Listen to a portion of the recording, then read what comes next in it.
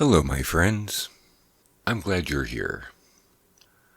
Lately, we've been having so many stories of doom and gloom and scare and horrific stuff. So I thought I would lighten the mood quite a bit. And usually, Samuel Clemens is the man to deliver. So sit back, relax, sleep well.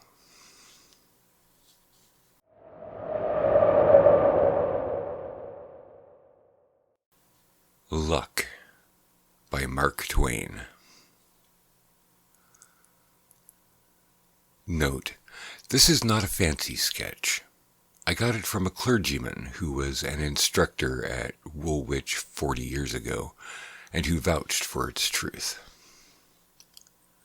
It was at a banquet in London in honor of one of the 2 or 3 conspicuously illustrious English military names of this generation. For reasons which will presently appear, I will withhold his real name and titles, and call him Lieutenant General Lord Arthur Scoresby, V.C., K.C.B., etc., etc., etc. What a fascination there is in a renowned name.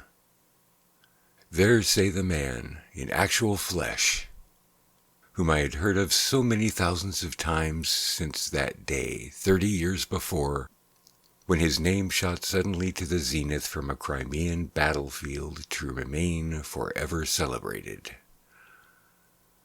It was food and drink to me to look, and look, and look at that demigod, scanning, searching, noting the quietness, the reserve, the noble gravity of his countenance, the simple honesty that expressed itself all over him, the sweet unconsciousness of his greatness, unconscious of the hundreds of admiring eyes fastened upon him, unconscious of the deep, loving, sincere worship welling out of the breasts of those people and flowing toward him. The clergyman at my left was an old acquaintance of mine, clergyman now, but had spent the first half of his life in the camp and field, and as an instructor in the military school of Woolwich. Just at that moment I had been talking about, a veiled and singular light glimmered in his eyes, and he leaned back and muttered confidently to me, indicating the hero of the banquet with a gesture, "Privately, his glory is an accident, just a product of incredible luck." This verdict was a great surprise to me. If its subject had been Napoleon or Socrates or Solomon, my astonishment could not have been greater. Some days later came the explanation of this strange remark, and this is what the Reverend told me. About 40 years ago, I was an instructor in the military academy at Woolwich. I was present in one of the sections when young Scoresby underwent his preliminary examination. I was touched to the quick with pity, for the rest of the class answered up brightly and handsomely, while why dear me, he didn't know anything, so to speak. He was evidently good and sweet and lovable and guileless, and so it was exceedingly painful to see him stand there as serene as a graven image, and deliver himself of answers which were veritably miraculous for stupidity and ignorance. All the compassion in me was aroused in his behalf. I said to myself, when he comes to be examined again, he will be flung over, of course, so it will be simple, a harmless act of charity to ease his fall as much as I can. I took him aside and found that he knew a little of Caesar's history, and as he didn't know anything else, I went to work and drilled him like a galley slave in a certain line of stock questions concerning Caesar, which I knew would be used. If you'll believe me, he went through with flying colors on examination day. He went through on that purely superficial cram, and got compliments too, while others who knew 1,000 times more than he got plucked. By some strangely lucky accident, an accident not likely to happen twice in a century, he was asked no questions outside of the narrow limits of his drill. It was stupefying. Well, although through his course I stood by him with something of the sentiment which a mother feels for a crippled child, and he always saved himself, just by miracle apparently.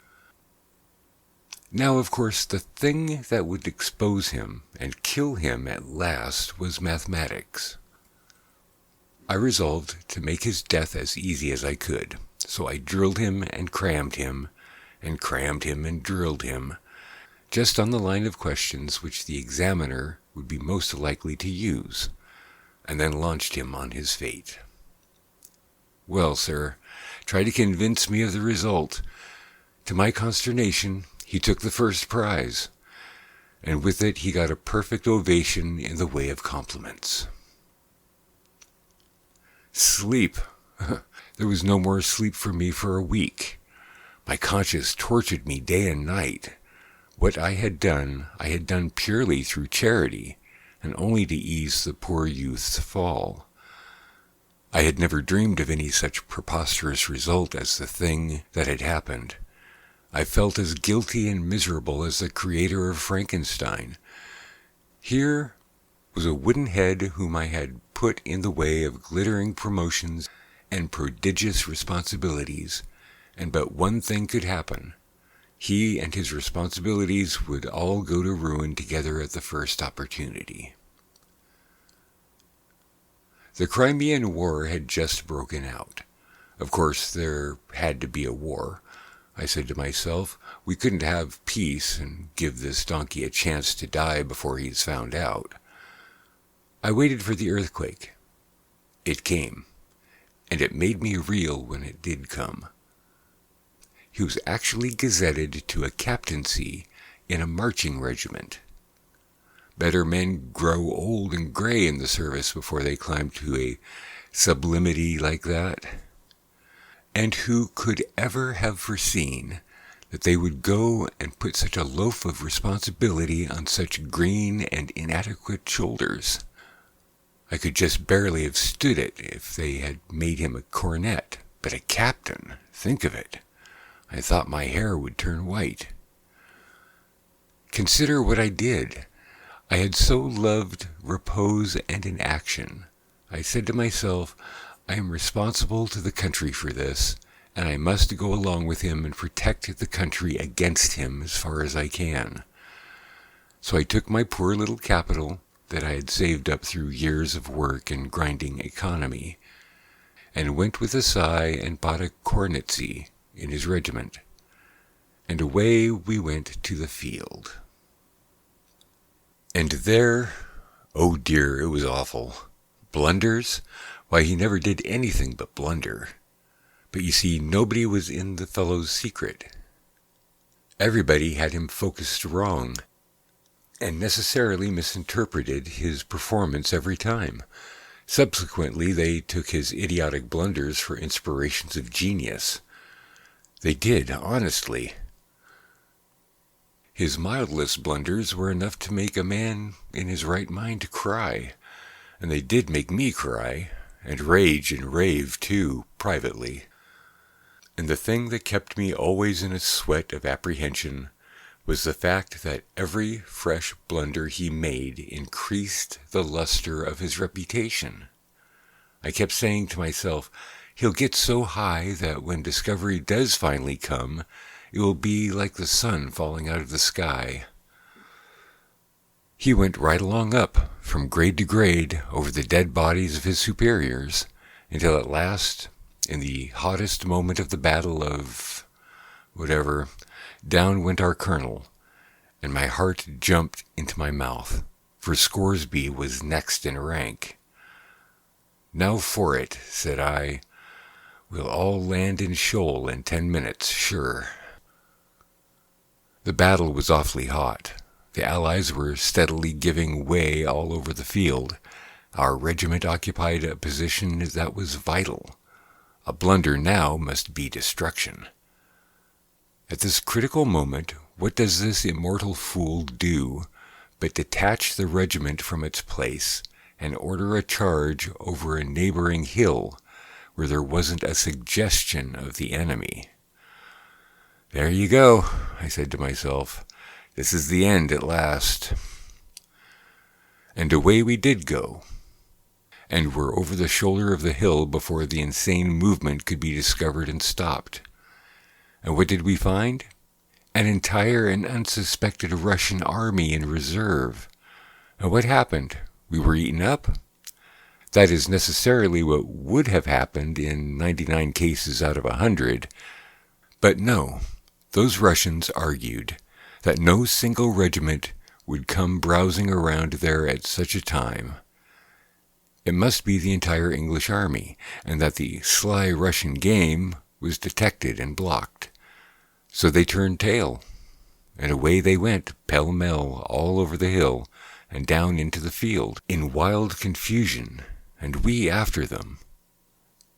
They themselves broke the solid Russian center in the field, and tore through, and in no time there was the most tremendous rout you ever saw, and the defeat of the Allies was turned into a sweeping and splendid victory. Marshal Canrobert looked on, dizzy with astonishment, admiration, and delight, and sent right off for Scoresby and hugged him, and decorated him on the field in presence of all the armies. And what was Scoresby's blunder this time? Merely the mistaking his right hand from his left, and that was all. An order had come to him to fall back and support our right, and instead he fell forward and went over the hill to the left. But the name he won that day as a marvelous military genius filled the world with his glory, and that glory will never fade while history books last. He is just as good and sweet and lovable and unpretending as a man can be, but he doesn't know enough to come in when it rains. He's been pursued day by day and year by year by a most phenomenal and astonishing luckiness. He has been a shining soldier in all our wars for half a generation.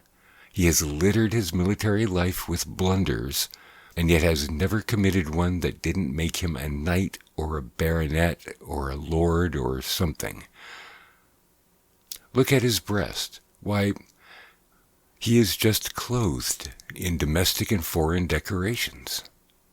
Well, sir, every one of them is a record of some shouting stupidity or another, and taken together they are proof that the very best thing in all this world that can befall a man is to be born lucky.